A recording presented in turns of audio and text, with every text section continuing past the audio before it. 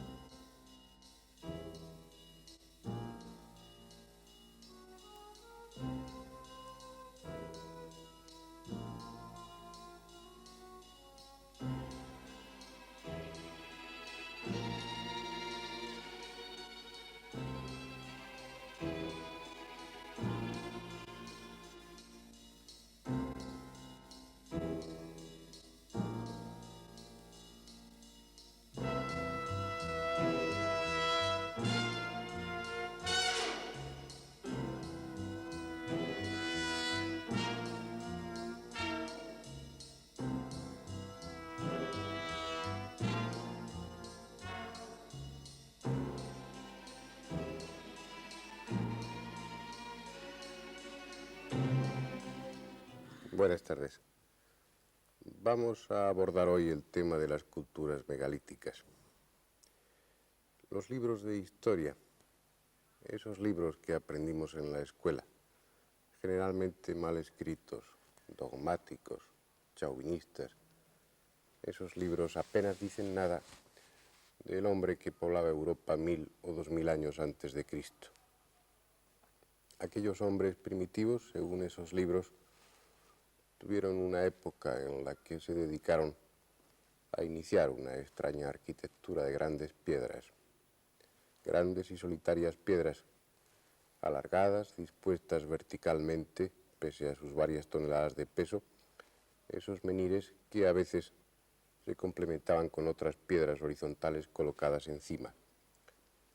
Se nos da a entender que esos hombres primitivos se dedicaban a ese empeño con la misma ilusión pueril con la que un niño se dedica a construir castillos de arena. Se ha juzgado con muy poca imaginación la obra de aquellos hombres.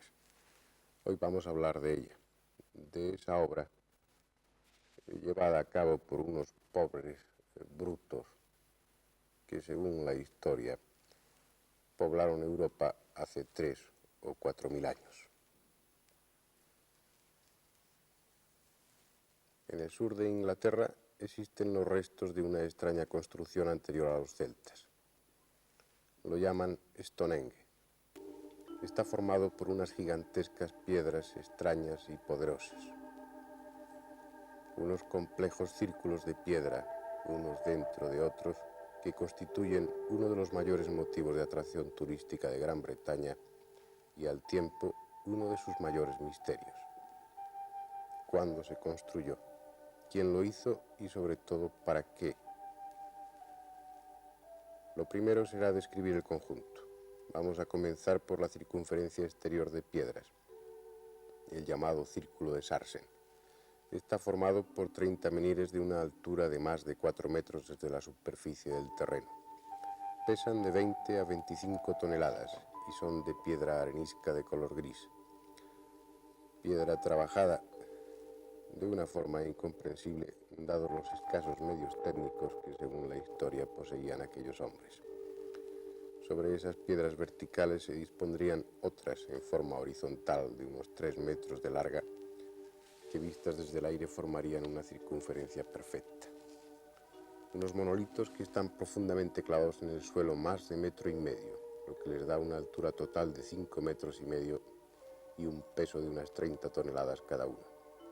Resulta sorprendente pensar cómo pudieron ser erigidos y sobre todo cómo pudieron asentarse sobre ellos los dinteles. Los dinteles quedaban ensamblados mediante agujeros a los que se ajustaban unas espigas que había en el extremo superior de los menires. Algo simple y efectivo, pero totalmente insólito si tenemos en cuenta esos escasos medios de los que aquellos hombres disponían.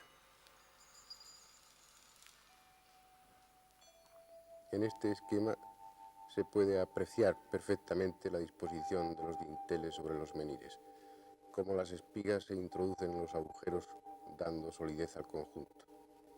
Ahora fíjense ustedes en la parte superior y vean cómo los dinteles se ensamblan unos con otros en una juntura en V. Algo comprensible en un trabajo de carpintería, pero totalmente insólito en piedras de este tamaño.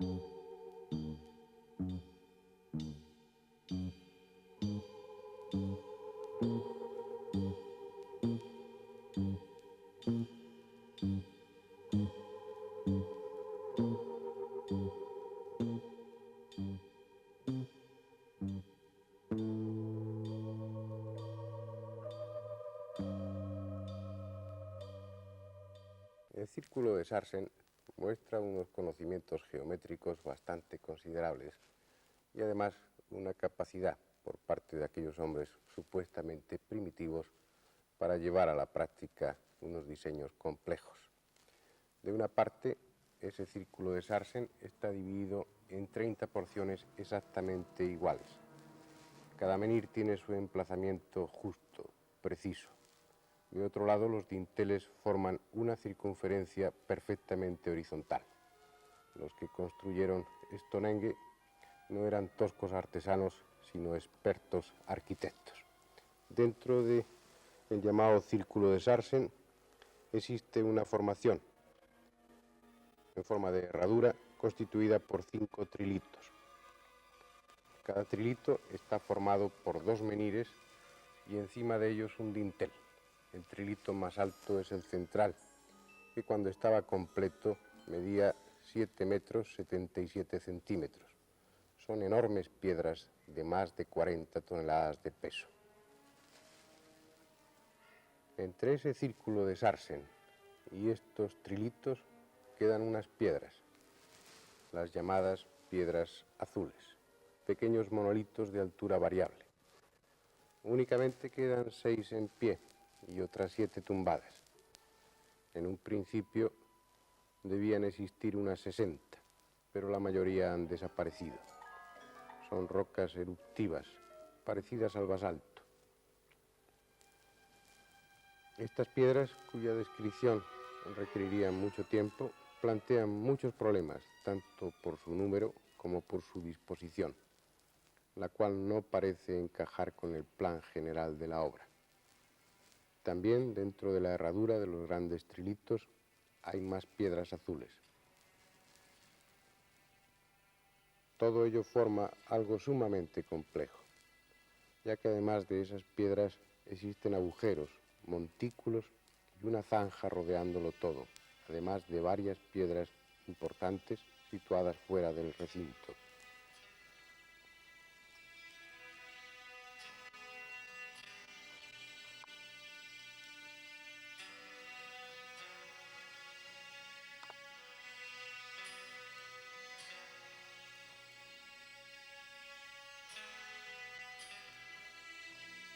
Un complejo conjunto que hoy tiene este aspecto que ustedes ven. En el conjunto conviene también destacar la llamada piedra del sacrificio y esta otra, Hill Stone, o la piedra talón.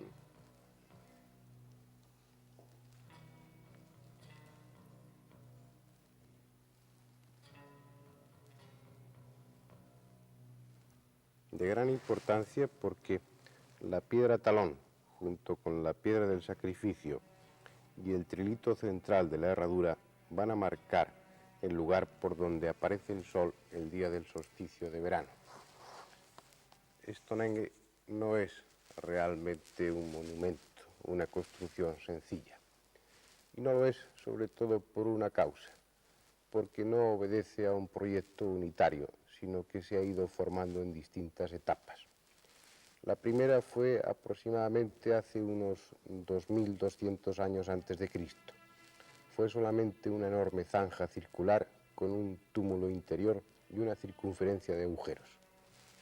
Después, hacia el año 1600 antes de Cristo, fue instalada la piedra talón, que ustedes ven en el ángulo inferior derecho de esa fotografía, y un número, una parte de las llamadas piedras azules que se ven en el centro del círculo. Poco tiempo después se construyeron los círculos de Sarsen y los 5 trilitos interiores, para, por último, hacia el año 1300 a.C., erigirse las piedras azules en el interior y abrirse los últimos agujeros rodeando el círculo de Sarsen. Cuando toda la obra estuvo terminada, su aspecto debió ser muy similar a este que ustedes ven.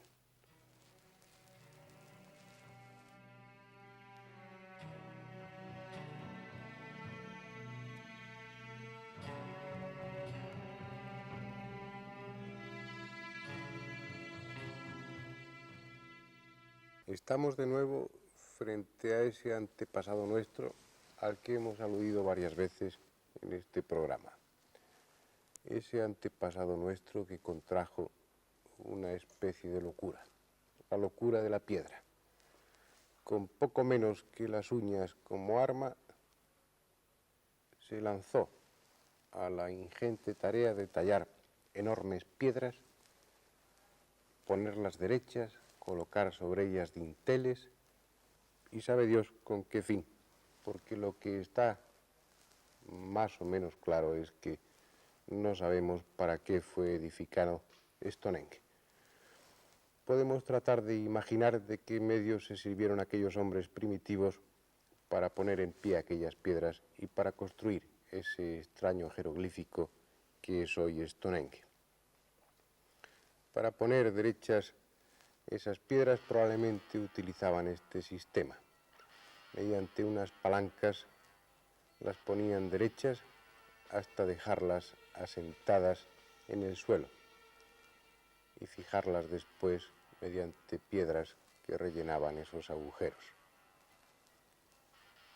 Si esto era difícil, si esto era una tarea ardua, enorme, gigantesca, aún más complejo era colocar los dinteles sobre aquellos menires.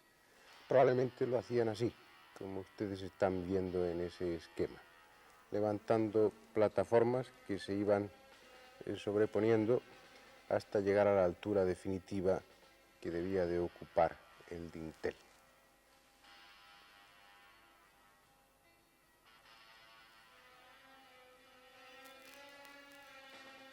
Con esto tenemos una idea aproximada, es imaginación deducida por la lógica, teniendo en cuenta aquellos escasos medios que poseían. Con ello podemos tener una idea, repito, de cómo levantaron ese extraño monumento que es Stonehenge. Si eso es difícil, si levantar, poner en pie aquellas piedras y sobre todo colocar esos gigantescos dinteles es una tarea casi imposible, lo más extraño, lo más sorprendente, no sorprendente ya, sorprendente si estudiáramos únicamente el caso de Stonehenge, pero ya estamos acostumbrados a lo largo de una serie de programas en los que hemos aludido a esas construcciones gigantescas de piedra de los hombres antiguos. Lo más extraño, insisto, es que si eso es difícil con las piedras allí, in situ, los antiguos lo complicaban más, puesto que tenían la extraña manía de edificar sus monumentos a enorme distancia de donde estaban situadas las canteras. En este caso concreto de Stonehenge, las piedras de Sarsen venían del norte de Wiltshire, a unos 30 kilómetros. Una empresa delirante si se tiene en cuenta que esas piedras pesan entre 40 y 50 toneladas. Pero eso en cuanto a las piedras de Sarsen, porque las piedras azules venían de una distancia aún mayor.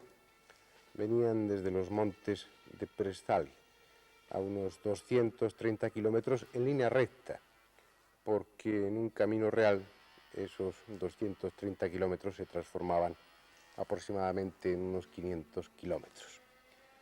En conclusión, la idea que nos queda, después de contemplar los medios de que disponían, la distancia desde la que traían las piedras y prácticamente nada de tecnología para llevar todo eso a cabo, la conclusión, repito, es que esos antepasados nuestros de Europa estaban completamente locos.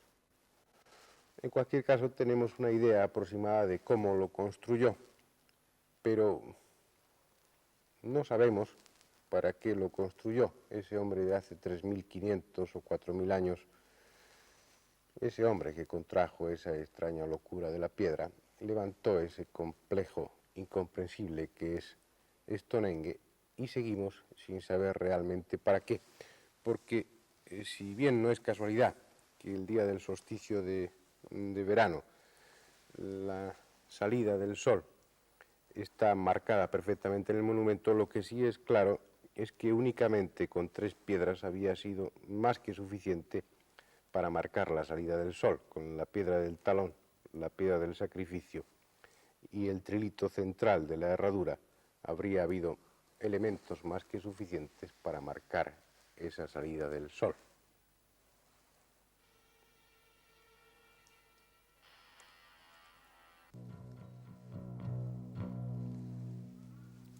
Llamar a Stonehenge un templo tiene el mismo valor que decir que era un mercado. Como norma, a toda ruina que no entendemos la llamamos templo. Tampoco se debe relacionar Stonehenge con los druidas y la cultura celta.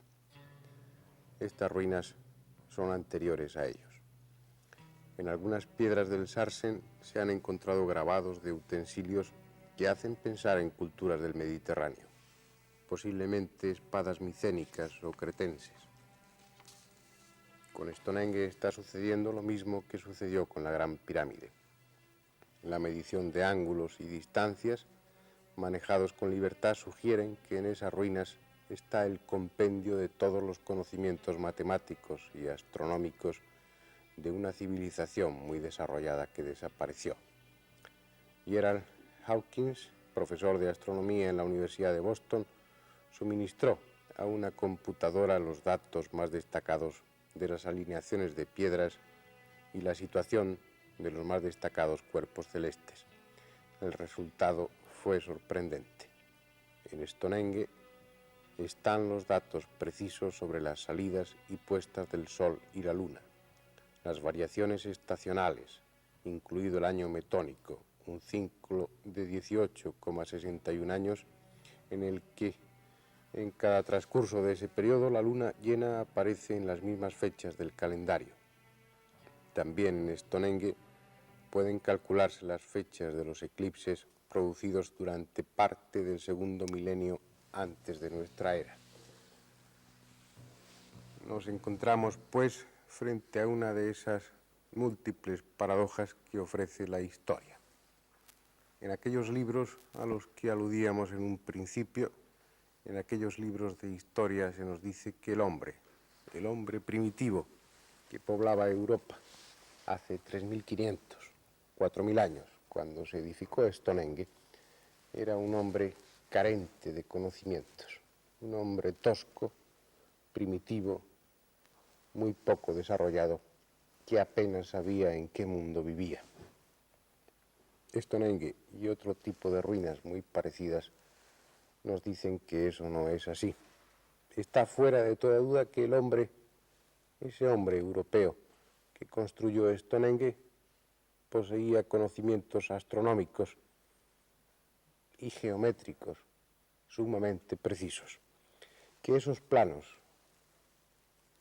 con los que se construyó Stonehenge fueron realizados por alguien que poseía conocimientos elevados, conocimientos científicos y técnicos tremendos, diría yo, para aquella época. Puede que el hombre europeo de aquel entonces, de hace esos 4.000 años, se hubiera limitado a ejecutar de una forma sumisa aquellos planos.